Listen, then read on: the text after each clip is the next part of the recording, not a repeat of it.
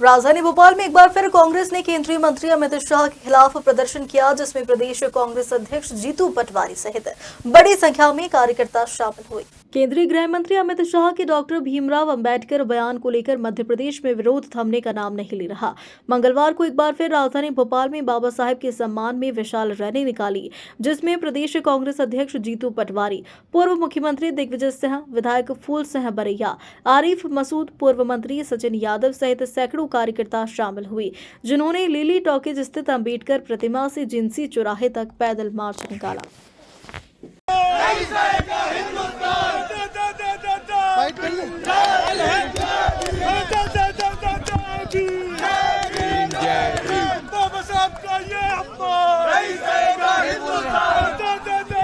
बाबा साहब अंबेडकर का जो अपमान भारतीय जनता पार्टी अमित शाह जी ने किया, ये इनकी सोच को प्रदर्शित करता है। साथ ही साथ जिस तरीके से आरएसएस ने 50 साल तक देश का झंडा अपने मुख्यालय पे नहीं लगाया, ये इनकी सोच को प्रदर्शित करता है। कई सर संचालकों ने अलग अलग समय पे आरक्षण और संविधान को लेकर प्रश्न चिन्ह उठाए, ये इनकी सोच को प्रदर्शित करते हैं। बार बार भारतीय जनता पार्टी के लोग बाबा साहब अंबेडकर की कई बार प्रतिमाएं तोड़ी गई, उसके पीछे उनके कार्यकर्ता निकले। कई बार बाबा साहब के विचार को, संविधान को समाप्त करने को, बदलने को भारतीय जनता पार्टी मुखरता से कह चुकी, उसके नेता कह चुके, उसके सांसद कह चुके। इन सब बातों, इन सब वाक्यों, इस सब घटनाओं से ये पता चलता है कि मूल रूप से भारतीय जनता पार्टी दलित विरोधी है, अंबेडकर विरोधी है, संविधान विरोधी है। ये लोग जिस तरीके का देश बनाना चाहते हैं, जो बाबा साहब अंबेडकर ने कहा था, इस देश के सभी नागरिकों को समान अधिकार है, इस देश में जीने का, खाने का, पहनने का, रहने का, अपनी धर्म के आधारित अपनी पूजा और पद्धति और आराधना करने का, उस पे सब पे प्रश्न चिन्ह ये लोग लगाते हैं। इसकी पूरे देश में कांग्रेस पार्टी निंदा करती है। हम मांग करते हैं कि अमित शाह जी का इस्तीफा हो, नरेंद्र मोदी देश से माफी मांगे। धन्यवाद। देखिए, जिस प्रकार से अमित शाह जी ने सदन के अंदर बाबा साहेब को अपमानित करने का काम किया, जिन शब्दों का प्रयोग उन्होंने किया, और जिसको लेकर के पूरे देश में भारतीय जनता पार्टी के खिलाफ और अमित शाह जी के खिलाफ एक वातावरण निर्मित हुआ है, एक आक्रोश व्याप्त हुआ है। और आज के प्रदर्शन के माध्यम से हम भारतीय जनता पार्टी से और अमित शाह जी से हम मांग करते हैं कि वो तत्काल जो है अपने पद से इस्तीफा दें और देश की जनता से माफी मांगें।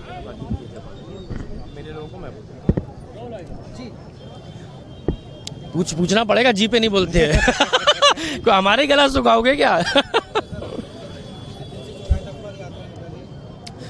देखिए, बाबा साहेब अंबेडकर जी के ऊपर जिस प्रकार की अशोभनीय टिप्पणी अमित जी ने, मोदी जी ने करी हैं, इसको लेकर खासा आक्रोश है। न सिर्फ कांग्रेस में बल्कि देश की, प्रदेश की पूरी जनता में आक्रोश है।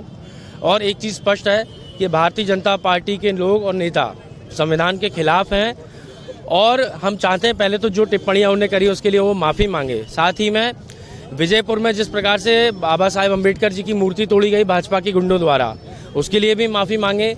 भिंड जिले में जिस प्रकार से बाबा साहेब की मूर्ति को थाने के अंदर रख के कैद किया हुआ है, इन सब के लिए माफ़ी मांगे। और इनके जो नेता हैं, जो बार बार कहते हैं कि संविधान को ख़त्म करेंगे, चाहे पूर्व मंत्री हेगड़े जी हैं, अनेकों लोग हैं, इन सबको निष्कासित करें, तो हम वास्तविकता में मानेंगे कि बाबा साहेब का सम्मान भारतीय जनता पार्टी करती है।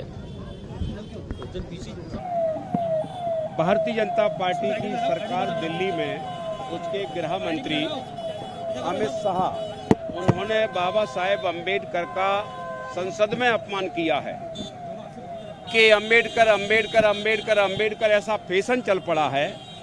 अगर इतनी बार नाम अगर ईश्वर का ले लेते तो शायद 7 जन्म तक उद्धार हो जाता उनका, ऐसा उनका भाव है। लेकिन अमित शाह जी को ये ज्ञान नहीं है, क्योंकि उन्होंने अभी तक बाबा साहेब अंबेडकर को पढ़ा नहीं है, अभी तक उन्होंने संविधान को नहीं पढ़ा है।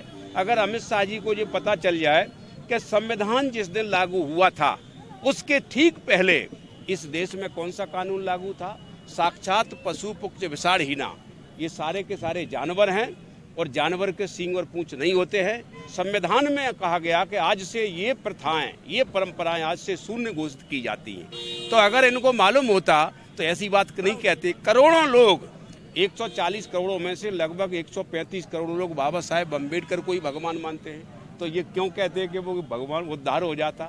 तो मेरे ख्याल से अमित शाह जी को ये नहीं करना चाहिए। माफ़ी मांगने का समय माफ़ी मांग लेना चाहिए।